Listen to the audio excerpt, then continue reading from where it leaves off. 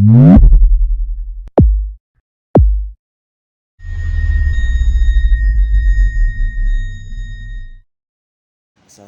warahmatullahi wabarakatuh. Perkenalkan, nama saya Maulana Ibrahim, salah satu dari anggota kelompok 5 dari mata kuliah Bahasa Indonesia. Di sini saya dan juga anggota kelompok saya akan mempresentasikan tentang perbedaan kalimat dan juga kalimat efektif. Nah, di sini anggota kelompok saya itu ada Syahid Muhammad, ada saya sendiri Maulana Ibrahim, dan juga ada Dandi Rafis, ada juga Muhammad Zulfikri, dan juga Alexander Dialova. Jadi apa sih apa sih yang dimaksud dengan kalimat efektif gitu kan?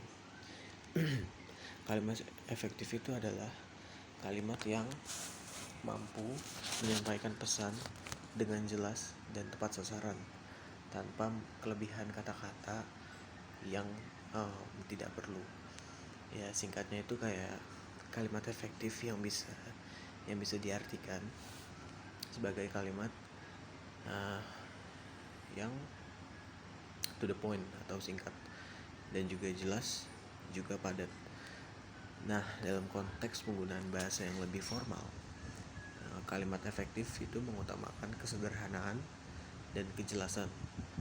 Penulisannya itu memperhatikan struktur kalimat yang padat, pemilihan kata yang tepat, serta juga menghindari ambiguitas atau kebingungan dalam penyampaian sebuah pesan.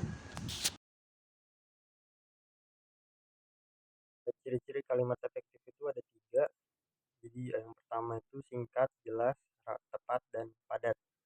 Kalimat efektif itu harus disampaikan secara efektif dan tidak bertele-tele. Yang kedua, terdapat subjek dan predikat yang jelas, misalnya dengan menghindari kata depan sebelum penyebutan subjek atau adanya subjek ganda dalam satu kalimat. Lalu yang ketiga, tidak menggunakan kata hubung pada kalimat tunggal, contohnya seperti dan Budi mengambil bola. Lalu contoh kalimat efektif ini ada 5. Yang pertama, Budi pergi bermain bola. Lalu yang kedua, acara 17-an berlangsung meriah. Lalu yang ketiga, jika terdapat mahasiswa yang melanggar peraturan ujian, harap lapor petugas. Lalu yang keempat, dapatkan gelas cantik setiap pembelian 1 sabun. Dan yang terakhir, tak jauh dari situ, Andi dan Anwar mendirikan tenda.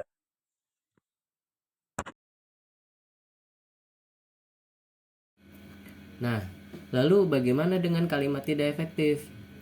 Nah, setelah kita memahami apa itu kalimat efektif, sekarang saatnya kita berkenalan dengan kalimat tidak efektif. Berikut pengertian kalimat tidak efektif dan ciri-ciri yang bisa kamu simak. Yang pertama, sesuai dengan namanya, kalimat tidak efektif merupakan kalimat yang penyampaian tidak efektif. Jadi, bisa dikatakan sebagai kalimat tidak efektif adalah kalimat yang tidak dapat menyampaikan pesan atau informasi dengan jelas dan tepat sasaran. Yang kedua, kalimat tidak efektif biasanya berbentuk terlalu rumit atau bertele-tele dan ambigu sehingga pembaca atau pendengar kesulitan memahami maksud dari kalimat tersebut. Selain itu, kalimat ini juga bisa disebabkan oleh kurangnya tepatnya penggunaan tanda baca pada kalimat sehingga pembaca sulit memahaminya. Lalu ciri-ciri kalimat tidak efektif. Contoh kalimat tidak efektif bisa kamu lihat dalam kalimat berikut ini. Kepada hadirin jemaat sekalian, telah sampailah kita di penghujung acara yang sangat amat menyenangkan hati ibu bapak sekalian. Silakan kembali ke aktivitas masing-masing.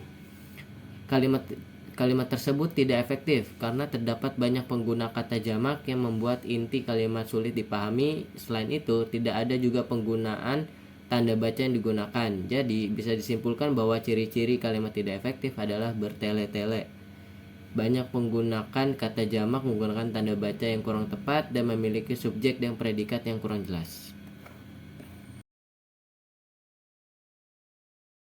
Contoh kalimat tidak efektif. Nah, berikut 5 contoh kalimat tidak efektif lainnya yang bisa kamu simak. 1. Para tamu dipersilakan untuk duduk di kursi kembali. 2. Handphone adalah merupakan alat untuk komunikasi yang memudahkan kita menghubungi berbagai banyak orang. 3. Gunung yang sangat amat cantik itu banyak dijadikan tempat favorit wisatawan mancanegara. 4. Mobil yang dikendarai oleh Ani memiliki banyak stiker-stiker tokoh favoritnya. 5. Berbagai macam film-film kartun yang tayangkan setiap hari Minggu menghibur banyak anak-anak.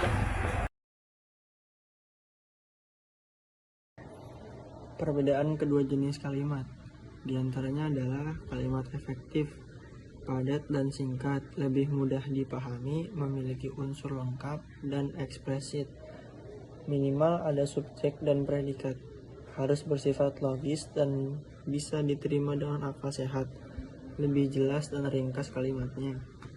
Kalimat yang tidak efektif, berbelit-belit, sulit dipahami dan membuat bingung. Unsur tidak lengkap karena hilangnya subjek atau predikat.